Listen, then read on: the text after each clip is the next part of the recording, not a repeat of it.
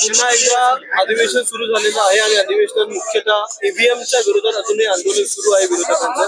पहिल्या दिवशी देखील आंदोलन केलं, काल उद्धव ठाकरे देखील ईव्हीएमच्या संदर्भात प्रश्न उपस्थित केले आहेत. काय वाटतं आपल्याला? म्हणजे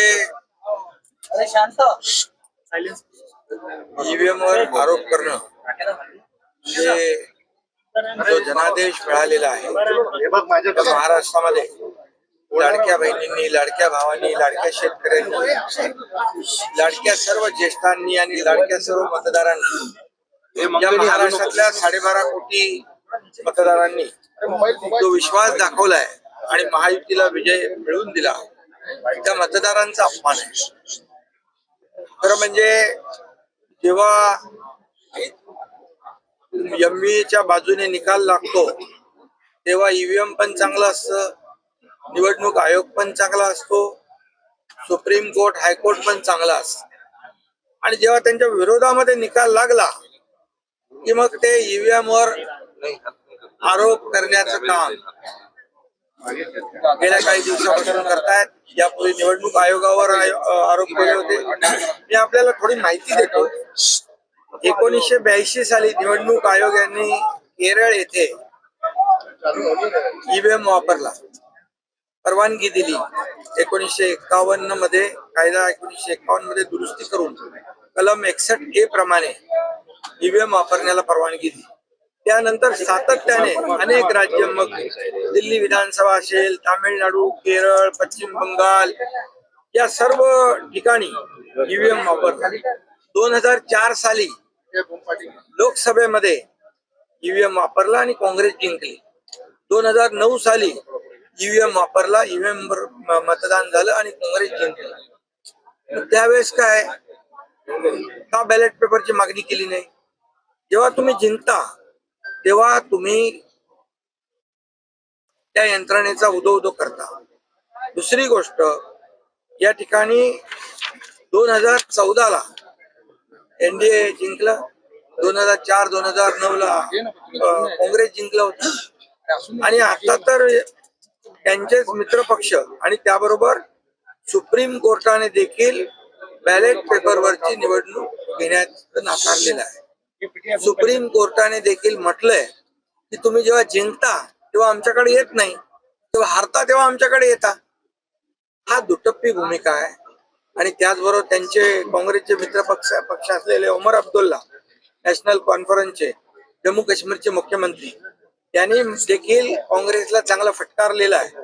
जेव्हा तुम्ही 100च्या वर जागा आल्यावर आनंद साजरा करता आणि काही महिन्यानंतर म्हणजे लोकसभा जी झाली त्यामध्ये देखील जेव्हा यश मिळालं काँग्रेसला आणि महाविकास आघाडी इंडिया अलायन्सला, तेव्हा एमव्हीए आपलं ईव्हीएम चांगलं होतं, तेव्हा तुम्ही बॅलेट पेपरची मागणी केली नाही. मग त्यांनी म्हटलेलं आहे की ईव्हीएम वर आरोप करण्याचं सोडा, नाहीतर निवडणुका लढवू नका. ते त्यांच्याच मित्रपक्षाने त्यांना सुनावलेलं आहे. त्यामुळे मी ईव्हीएमच्या बद्दल एवढंच म्हणतो की हा जनादेश आहे, हा जनाधार आहे आणि लँडस्लाइड विक्ट्री आहे.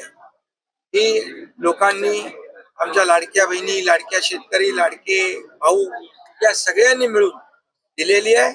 आणि त्यामुळे जनादेशाचा अपमान करू नका, अन्यथा येणाऱ्या पुढच्या निवडणुकांमध्ये लोक या अपमानाचा बदला घेतील. काल निवडणूक आयुक्त देखील निवडणुकीद्वारे बसवावेत, निवडून आणावेत अशी मागणी उद्धव ठाकरे यांनी केली.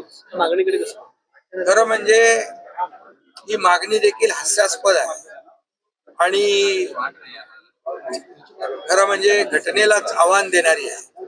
भारतरत्न डॉक्टर बाबासाहेब आंबेडकरच्या घटनेने हे सर्व निर्णय घेतलेले आहेत आणि म्हणून एक प्रकारे बाबासाहेबांच्या घटनेचा अपमान आहे. खरं म्हणजे ही पद जी आहेत, ही जी काही शासकीय यंत्रणा ज्या आहेत, या सर्व ज्या, त्याच्यामध्ये निवडणूक आयोगाला, कोर्ट आहेत, शासकीय यंत्रणा आहे, सगळं जे काही घटनात्मक पद आहे आणि त्या घटनात्मक पदाला आव्हान देणं, म्हणजे तुम्ही जेव्हा तुमच्या विरोधात निकाल लागतो त्यावेळेस तुम्ही त्यांच्यावर आरोप करता आणि त्यांच्या नियुक्तीवर प्रश्नचिन्ह निर्माण करता हे घटनाबाह्य आहे. हा बाबासाहेबांचा आणि घटनेचा अपमान आहे. काल उद्धव ठाकरे आणि देवेंद्र फडणवीस यांची काल भेट झाली. शुभेच्छा दिल्या उद्धव ठाकरे आणि देवेंद्र फडणवीस यांना. कसं बघता? निवडणुकीमध्ये उद्धव ठाकरेंच्या माध्यमातून टोकाची टीका केली जाते. प्रचंड टीका केली गेली. आता हिंदुत्वाकडे देखील गेले. आता बघा, हे काल चांगली गोष्ट आहे. मुख्यमंत्र्यांना तर कोणी भेटू शकतो आणि मुख्यमंत्री या राज्याचे प्रमुख आहेत. त्यांना विरोधी पक्षही भेटतो, विरोधी पक्षाचे इतर पक्षाचे नेतेही भेटतात. परंतु हे चित्र बघितल्यानंतर टोकाची टीका करणारे, अगदी संपोजी असतील, मी असेल, आणखी काही भारतीय जनता पक्षाचे नेते असतील, यांना जेलमध्ये टाकण्याचं जे कारस्थान केलं गेलं ते तर जगजाहीर आहे. परंतु आता देखील त्यांना एवढं लोकसभेच्या विजयानंतर एवढे हुरळून गेले होते की त्यांनी मंत्रिमंडळाचं वाटपही केलं होतं आणि म्हणाले आम्ही तुम्हाला सगळ्यांना जेलमध्ये टाकू. आता जेलमध्ये टाकण्याची भाषा करणारे देवेंद्रजीच्या बाबतीमध्ये आणि ते एक आमूलाग्र बदल झालेला दिसतोय. चांगली गोष्ट आहे आणि त्याला मी म्हणेन देवेंद्रजींना भेटणं काही गैर नाहीये. मुख्यमंत्री आहेत ते. पण ह्याला भेट त्याला भेट आणि डायरेक्ट दुसऱ्या दिवशी घरी थेट अशी परंपरा आहे. काही मन की बात झाली असं म्हणताय. काही मन की बात आणि झाली. दुसरी गोष्ट खरं म्हणजे हे ईव्हीएमच्या विरोधामध्ये जे आरोप करतायत विरोधी पक्ष, त्यांनी सभागृहात बोललं पाहिजे. सभागृहामध्ये आपली मतं मांडली पाहिजे. सभागृह कशाला आहे? हे अधिवेशन आहे. याच्यामध्ये लोकांच्या समस्या आणि लोकांचे प्रश्न मांडण्यासाठी आहे आणि त्याला सरकार उत्तर द्यायला सक्षम आहे. परंतु फक्त बाहेर नौटंकी करायची, पायऱ्यांवर बसून रोज त्याच तुम्ही काय म्हणतो त्याला, रोज तुम्ही ते दाखवता आणि त्याच्यातच त्यांनी समाधान मानलेलं आहे. आणि म्हणून माझं त्यांना आव्हान आहे, अधिवेशन हे फार महत्वाचं असतं. हे अधिवेशन विदर्भात आहे. विदर्भाच्या लोकांना देखील न्याय मिळवून देण्यासाठी विरोधी पक्षाने मांडलं पाहिजे.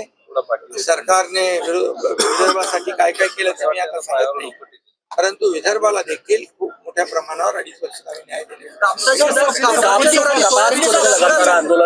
दर आणि सोयाबीनच्या दरावरती आज आंदोलन करतात विरोधक, बोलतात की सरकार त्यांना भाव देत नाही. अरे बाबा, आमच्या महायुती सरकारने 5-5 हजार रुपये हेक्टरी कापूस आणि सोयाबीनला जो गॅप फिल करण्यासाठी याचं नियोजन केलं, त्याचं वाटप सुरू आहे.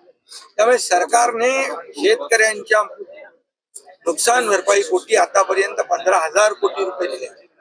आतापर्यंतच्या इतिहासामध्ये शेतकऱ्यांसाठी ज्या योजना आम्ही केल्या, शेतकऱ्यांना 12,000 रुपये वर्षाला, 6 केंद्राचे 6 आमचे, पीक विमा मोफत, 7.5 HP मोटर पंपाची वीज बिल मोफत, अशा अनेक योजना सरकारने केल्या. जवळपास 45,000 कोटी रुपये या गेल्या मागच्या 2.5 वर्षात महायुतीच्या काळामध्ये आम्ही दिलेले आहेत. त्यामुळे शेतकऱ्यांना आम्ही कधी वाऱ्यावर सोडणार नाही. आता देवेंद्रजींच्या नेतृत्वाखाली सरकार अतिशय वेगाने काम करेल. आणखी गतिमानतेने आम्ही काम करू आणि एक टीम म्हणून काम करू आणि शेतकरी आमचं केंद्रबिंदू आहे.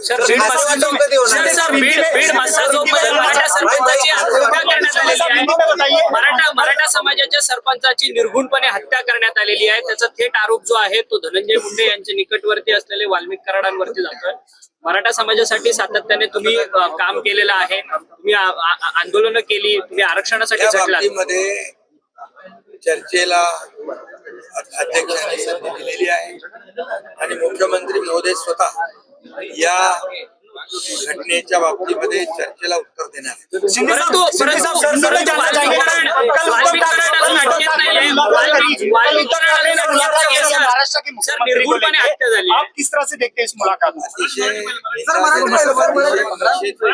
निषेधार्ह आणि दुःखद घटना आहे आणि माणुसकीला काळीमा फासणारी आहे. त्यामुळे त्याच्यावर सरकार गंभीर आहे. अनेक लोकांना अटक झालेली आहे. आणखी जी काही कोणी कायद्यापेक्षा कोणी मोठा नाही आहे. कायद्यासमोर सगळे समान आहेत आणि या बाबतीमध्ये मुख्यमंत्री स्वतः त्या बाबतीत एसआयटीचा निर्णय झाला परंतु एसआयटी अजून बसली नाही त्याच्यावरती. सगळं होईल. मुख्यमंत्री से मिले हैं खातेवाटप जाहीर झालं याच्यावरून देखील विरोधक बोलते की आम्हाला प्रश्नांची उत्तर कोण देणार अजून खातेवाटप झालं. अरे मुख्यमंत्री दोन्ही उपमुख्यमंत्री सक्षम आहे. तुम्हाला काय उत्तर पाहिजे? तुमच्या सगळ्या प्रश्नांना उत्तर द्यायला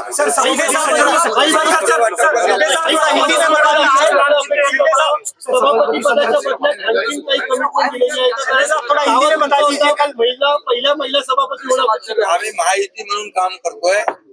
कुठलेही पद हे पद मला पाहिजे ते पद त्यांना पाहिजे. पदांसाठी आमची भांडणं नाही.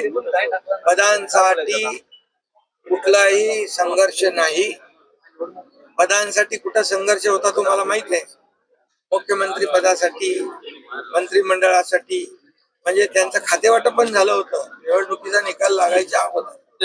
त्यामुळे आम्ही महायुती म्हणून काम करतोय.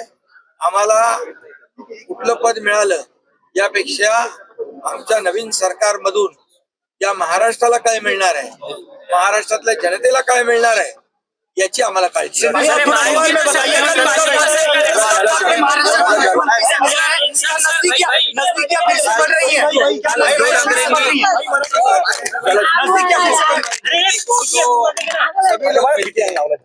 सभी विरोधी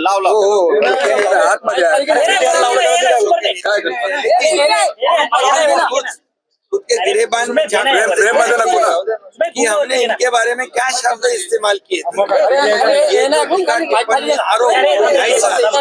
हमारे सरकार के ऊपर करने वाले लोग आज उनको अगर क्या कहते हैं अच्छी बातें दिमाग में आती होगी तो अच्छा